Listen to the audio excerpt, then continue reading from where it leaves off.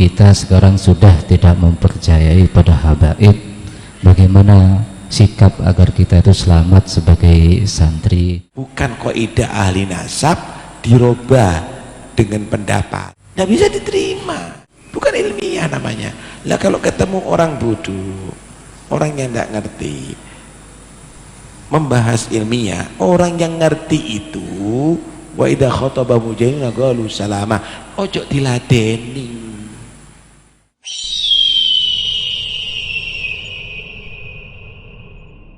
Assalamualaikum warahmatullahi wabarakatuh. Assalamualaikum. Mau bertanya ini Beb, bagaimana sikap kita sebagai santri andai kata guru kita atau kiai kita itu ada perbedaan dengan yang dulu? Ada apa? Beda dengan pendapat yang dulu, atau lebih spesifiknya guru kita sekarang sudah tidak mempercayai pada habaib, bagaimana sikap agar kita itu selamat sebagai santri dari guru kita? Sekian, terima kasih. Iya. Jadi guru itu Pak belum tentu murabbi. Guru itu belum tentu murabbi. Di kelas itu guru. Guru yang mengajari zahir, ya sudah ambil ilmunya. Guru murabbi itu bukan hanya mengajari zahir, tapi mengawal murid sampai kepada derajat, sampai ke hadirat Allah Subhanahu wa taala. Guru murabbi itu ibarat orang nanam tanaman. Sudah cukup nanam? Enggak. Kalau dia tadi itu ingin panen, maka dijaga, rumput-rumput liar dicabut setiap saatnya, disiram setiap saatnya biar subur, kasih pupuk yang cukup, dijaga daripada hama, dikawal sampai panen. Murabbi itu begitu kepada murid, bukan hanya asal ngajar, tapi diperhatikan. Oh bagaimana akhlaknya, oh bagaimana itunya, itu murabbi, itu yang jadikan panutan. Paham ya? Bukan asal punya ilmu jadikan panutan. Ya itulah, jadi orang punya ilmu akhirnya nyimpang jadinya. Ya mungkin bukan punya ilmu, kosong ilmu karena ikut-ikutan. Dengarkan baik-baik. Untuk masalah nasab, yang tahu itu ahli nasab. Untuk masalah fikih, yang tahu ahli fikih. Untuk masalah nahu, yang tahu ahli nahu. Kalau ada orang belajar nahu, harus mengikuti kaidah-kaidah nahu yang sudah dibuat oleh ahli nahu. Kalau orang belajar fikih, harus mengikuti kaidah-kaidah yang dibuat oleh ahli fikih. Kalau orang membahas nasab, harus dia dari mengikuti kaidah-kaidah yang telah dibuat oleh ahli nasab. Bukan kaidah ahli nasab dirubah dengan pendapat, bukan nanti akhirnya nahu dirubah dengan pendapat. Oh sekarang ini, kalau sekarang jangan tandanya rofa dhammah, diganti fathah. Nggak bisa diterima. Anda telah merubah kaidah nahu, kaidah hadis, kaidah fikih, nantinya kaidah begitu Pak. Karena itu ulama fikih itu kalau dibawakan, oh ini pendapatnya Imam Nawawi, ya sudah, nggak ngeyel, ini pendapat saya lebih kuat daripada pendapatnya Imam Nawawi. Oh ulama nahu itu, oh ini pendapatnya Imam Sibawai, nggak ngeyel. Ya keliru kalau begitu Sibawai. Ini berarti menunjukkan Sibawai adalah tidak benar. Dong ini mau nggak ngerti nasab kok. Ketika orang ahli nasab berbicara, ya jangan ngeyel, selesai. Ini minimal itu begitu. Karena itu sekarang akhirnya kebingungan, harus jawab dia, karena dia sedang melempar bola api. Dia harus jawab. Tambah banyak orang pintar sekarang. tambah kebingungan dia. Dulu mungkin belum ada yang orang mempelajari ilmu nasab, sekarang banyak. Santri saya belajar, semua orang bisa jawab, sekarang dia harus jawab. Nah akhirnya berubah framingnya. Wah, orang ini masa Habib melakukan gitu, masa melakukan begini. Akhirnya dibuat Pak Topik lagi begini, Pak Topik. Ini ilmiah ya, ini bukan ilmiah, ini namanya. Ini penebar fitnah, ada ilmiah. Terus kenapa nggak dijawab? Loh, jawab kalau ilmiah, Pak. Kalau orang dia bahas nahu, kemudian tidak kaidah ilmu nahu, apanya mau dibahas? Nggak ilmiah ini.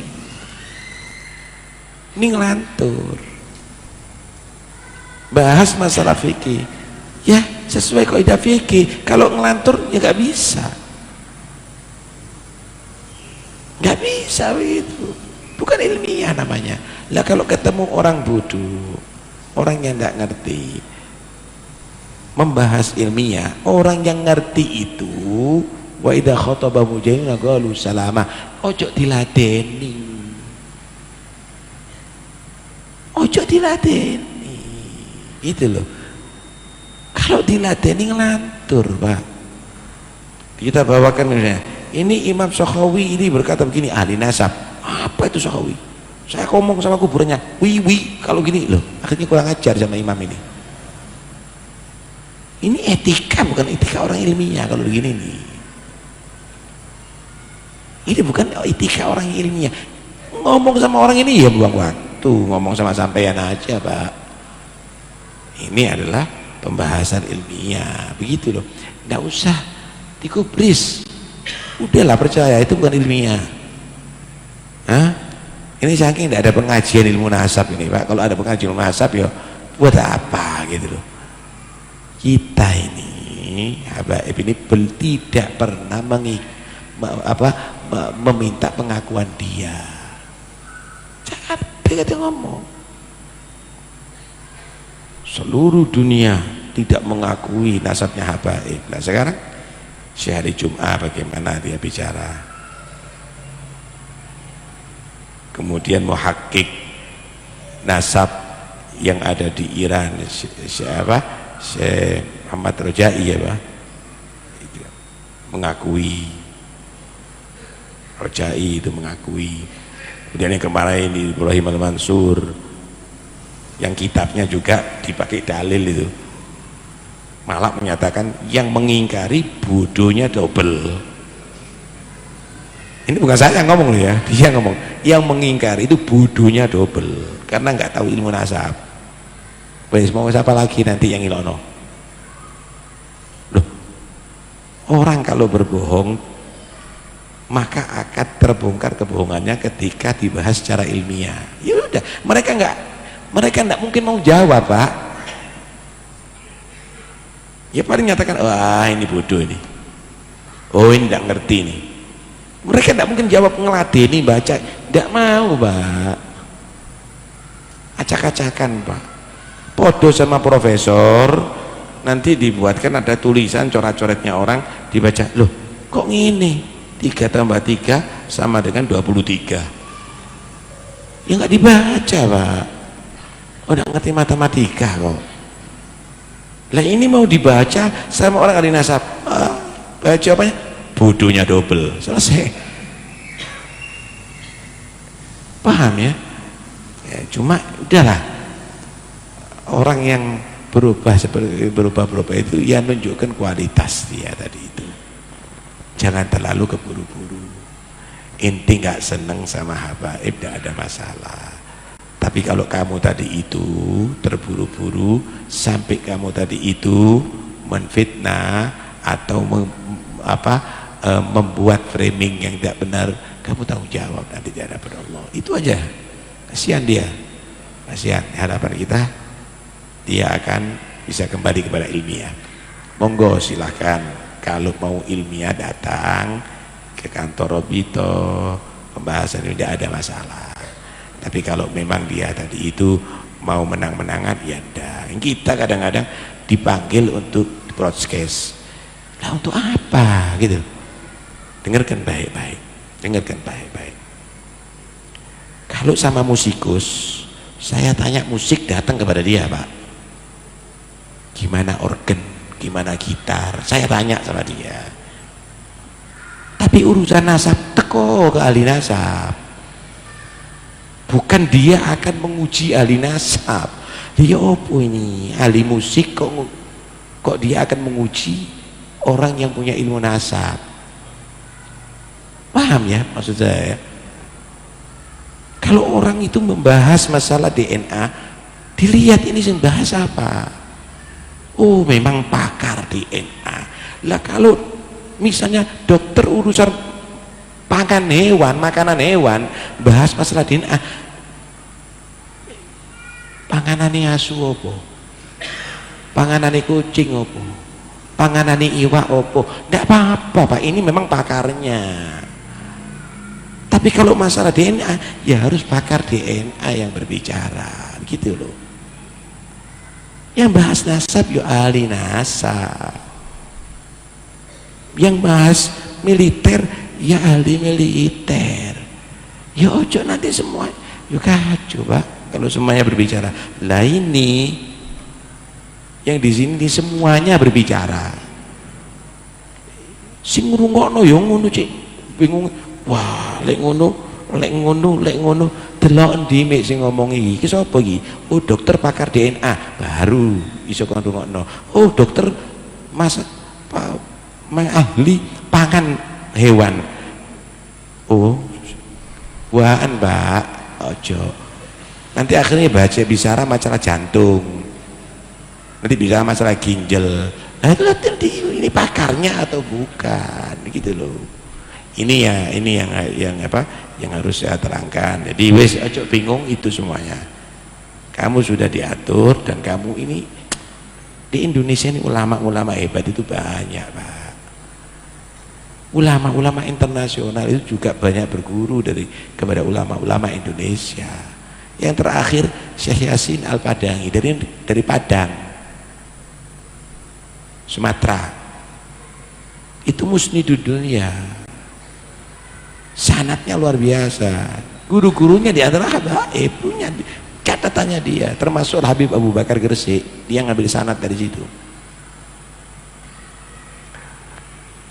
Lalu kok di kampung ini gak diterima Pak, kok ikuti. Ada apa? Siapa ngakui dia itu ulama? Ulama dunia siapa ngakui gitu loh. Udahlah, sampai punya ulama-ulama hebat-hebat kok kenapa kok ngikuti yang begitu gitu loh.